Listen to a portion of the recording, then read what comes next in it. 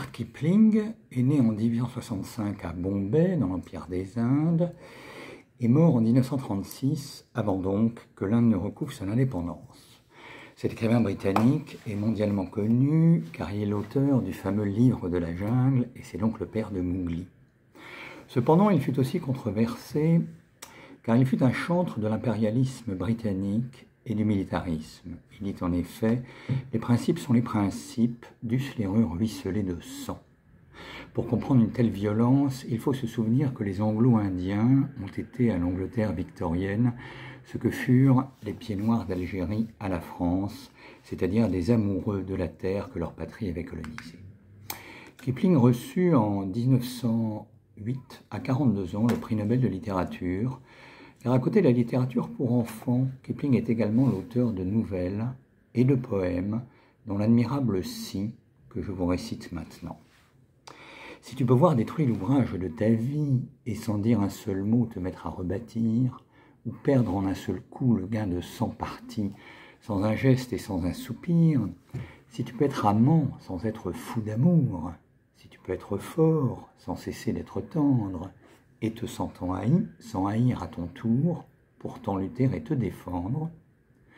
si tu peux supporter d'entendre tes paroles travesties par des gueux pour exciter des sots, et d'entendre mentir sur toi leur bouche folle, sans mentir toi-même d'un seul mot. Si tu peux rester digne en étant populaire, si tu peux rester peuple en conseillant les rois, et si tu peux aimer tous tes amis en frères, sans qu'aucun d'eux soit tout pour toi. Si tu sais méditer, observer et connaître, sans jamais devenir sceptique ou destructeur, rêver, mais sans laisser ton rêve être ton maître, penser sans n'être qu'un penseur,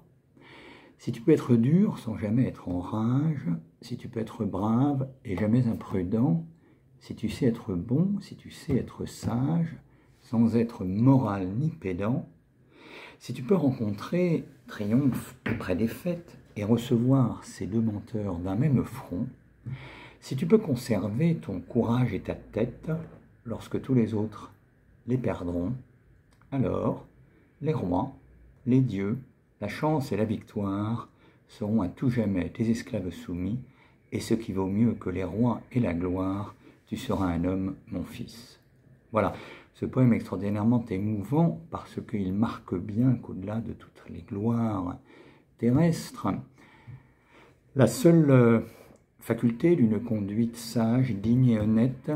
permet d'être un homme, et c'est finalement la plus belle chose que l'on puisse désirer ici-bas.